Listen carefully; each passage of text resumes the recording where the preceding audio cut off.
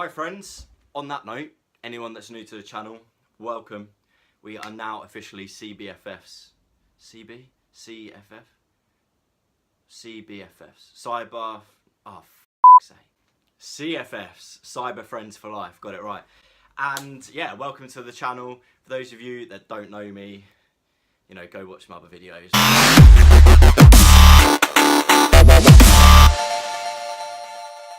Can we just take a moment to appreciate the fact that I've actually shaved today as well? And also say hello to my third friend, just chilling somewhere around there, and there he is. That's massive, side of my chin. Yeah. Today's video then is going to be fitness related and something that, you know, why do I keep saying that? Sorry, definitely need anger management. Something that frustrates the shit out of me as a personal trainer. It's probably one of the most common things I see, and the people that are doing this are the ones that I want to help the most. It's the people that I'm trying to reach out to and help them basically to burn fat, shape and tone their body. So for those of you that don't know, I actually have a online virtual personal training program. It covers absolutely everything from your workouts, video workouts, so you literally just follow me along through the gym, so I'm your virtual PT. Nutrition, I wrote 2 educational ebooks. There's absolutely everything you need to get into the best possible shape in 8 weeks. Now, the reason I wanted to do this video is because I think it's such an easy adjustment. It's all cardio related, and by all means, you're not going to get the results just by doing cardio. Again, you have to get the right amount of rest and recovery, the right amount of nutrition, do the right amount of training, preferable to your goal. But this video is purely about cardio. So going back to the most common mistake I see, I will see people who are overweight, their goal again is fat loss, and they are watching the calories rack up and up and up on the treadmill, and they think, right, I'm going to be burning so many calories, I'm in a calorie deficit, which is obviously what we need to lose weight, and yeah, they think that fat's just going to be burning off.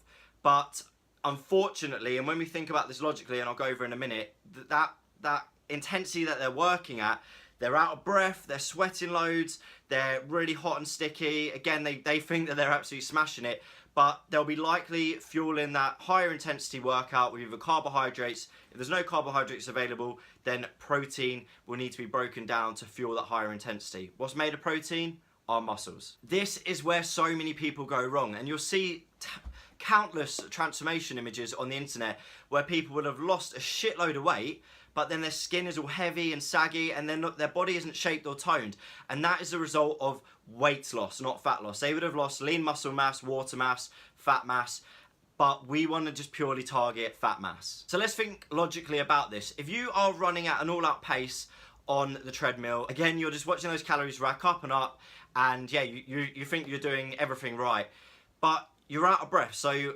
if you're heavily breathing, what are you working there? You are working your cardiovascular system, your aerobic system, getting oxygen in and around the body. So all you're going to do is just become better at, you know, running at that intensity for a longer duration of time.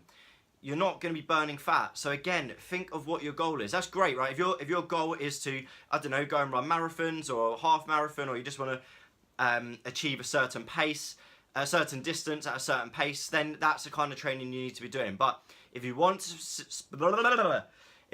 specifically burn fat, then you want to be doing either of these. Now, one of my favorites, and this can be done anywhere by anyone, it's really not taxing on the body, it's not going to cause any complications. It can improve your VO2 max, so the maximum optimum rate that your heart, lungs and muscles can utilize oxygen during exercise. It will promote you using stored body fat as your energy source. So what I'm talking about is low intensity steady state cardio, also known as LISS. Now, I have already touched on this on some other videos, but I'll quickly go over the calculation so that you can work out your optimal fat burn zone. So all you need to do is take the number 220, which is representative of your maximum heart rate. Again, this is universal, so it doesn't matter your gender, age, your fitness ability, anybody can use this calculation. 220, all you're going to do is take away your age, whatever that number might be. You're then going to times it by 0.6, that will give you 60%, and then you're going to take that number and times it by 0.7, which will give you 70%. So your optimal fat burn zone is between 60 to 70% of your maximum heart rate. Nice and easy. I always tend to promote working towards that 70% because you'll be able to work at a slightly faster pace and or higher intensity, and again burn more fat for that duration of time. Now, how I like to refer to the low intensity steady state cardio, when you're watching the calories rack up, which will be at a much slower rate. On average, I can do about 10 calories per minute. So if I do half an hour, it's going to be about 300 calories. But I look at those calories as fat calories. If you're working at 60 to 70%, your body can break down your stored body fat quickly enough and convert it to fuel that low intensity. You don't need to rely on carbohydrates. You don't need to rely on protein. You can solely rely on fat as your energy source. Don't get me wrong, a little bit of carbohydrate will come into play, but if you stay between that 60 to 70%, you can pretty much guarantee that the majority of energy being used to fuel that workout will be body fat. Now, at the same time, as soon as you get off of that treadmill, you pretty much stop burning fat, okay? Whereas when we go on to the HIIT training, which is next, the high intensity interval training, you're going to create a 24 to 48 hour afterburn effect, similar to that of weight training, that you just don't get with the low intensity steady state. You will obviously burn fat throughout the day as long as you're active and you're working at a low intensity, but in particular, in terms of just doing the low intensity steady state on a cardio machine, you're not going to have the same afterburn effect as you will from a high intensity or resistance training. So moving swiftly on to the high intensity interval training, HIIT training. I'm sure you've heard shitloads about this, but when I refer to HIIT training, I tend to just focus on the cardio aspect of this. Things like treadmill sprints, or you can do sprints on a bike. Any form of cardio machine, rowing, whatever you want to do, battle ropes, you can just do HIIT training on those. So the idea is to perform a short burst of energy, say 20 seconds, at maximum effort, okay? We want to elevate the heart rate as high as possible, and then you're going to take a recovery period of complete rest afterwards. So you might do 20 seconds on, 40 seconds off for 10 to 12 rounds. And the reason HIIT training is so effective for fat loss is because you get what's called, you promote something called EPOC, which is excess post-exercise oxygen consumption. Now, as that suggests, you're basically putting yourself in an oxygen debt, and you've got to recover that oxygen for a period after, which is going to burn calories, right? As well, if you're doing like HIIT sprints on a treadmill, then you're going to be tearing muscles. You're going to be putting a demand and strain on those muscles that then need to repair. Okay, so if you're causing micro tears to the muscles, they need to repair. Again, it costs energy to do that and achieve that.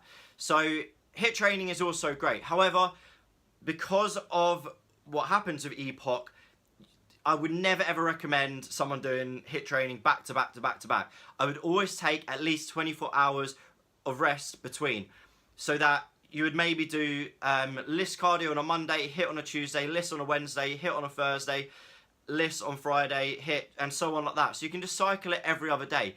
But if you just want to do LISS cardio, I don't know, maybe you got a knee injury or whatever, for whatever reason, you just want to do low intensity steady state, you can do it every day. And I'd recommend doing 30 to 60 minutes. Ideally, best times to do it are fasted first thing in the morning, so before you've had anything to eat or drink.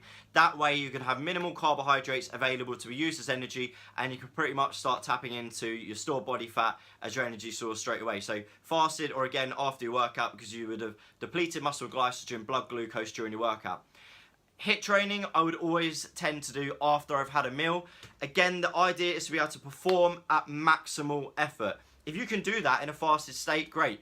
But a lot of people will get lightheaded, or you just not be able to perform at an optimal level without having something to eat first. So I would do that. I don't know, you can do it any time throughout the day, but I tend to do it post resistance workout.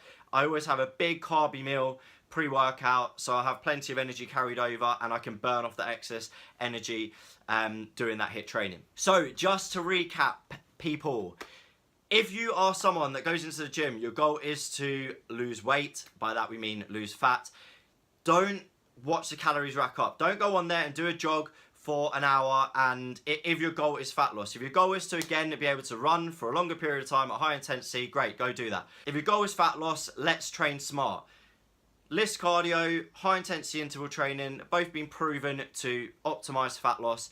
And again, so easy to do. If you're not a fan of doing your cardio training in the gym, take your LISS cardio, your HIIT training outside. All you need to do is get yourself a heart rate monitor And yeah, again, make sure you're at that 60 to 70% rate. If you're doing your HIIT training, go to a park and just do sprints. You can do hill sprints, you can do sprints on a track, whatever works for you. I don't really care. Just make sure you're doing it, because I promise you, if you do it for an 8-week period, say, combine that with some resistance training, a quality nutrition program, you're getting the right amount of rest and recovery, the results will follow. All right, homies, I hope you enjoyed the video. If you did, be sure to give it a thumbs up. If you are new to the channel, again, welcome. I just want to say thank you to everyone who's already subscribed. Your support, it honestly means the world. Please do leave comments though. Like, I want to hear what you guys like think of the videos. If there's anything in particular you want to see. Like, we're all friends now, like I said, CFF, Cyber Friends for Life. So yeah, stay connected, talk to me, and I'll reply to every single question that gets left, or every comment that gets left underneath. And on that note, guys, if you haven't subscribed, be sure to hit that subscribe button. What is wrong with me? Be sure to hit that subscribe button, and yeah, you'll be basically told every time I upload, which I'm sure you want to know. I've definitely had way too much coffee today. Anyway, plans for the rest of today. I'm heading over to One London. I've got a couple of personal training sessions. Again, anyone that's interested in personal training at One London, which is Chelsea, Fulham, Imperial Wharf, just give me a direct message on Instagram, Twitter, Facebook, or leave a comment below. And yeah, come train with me. Why not? Make some gains. All right, guys, enough chit chat. As always, keep it real, and I'll catch you. Oh my days. The f is wrong with me? I'll catch you next time round. Peace.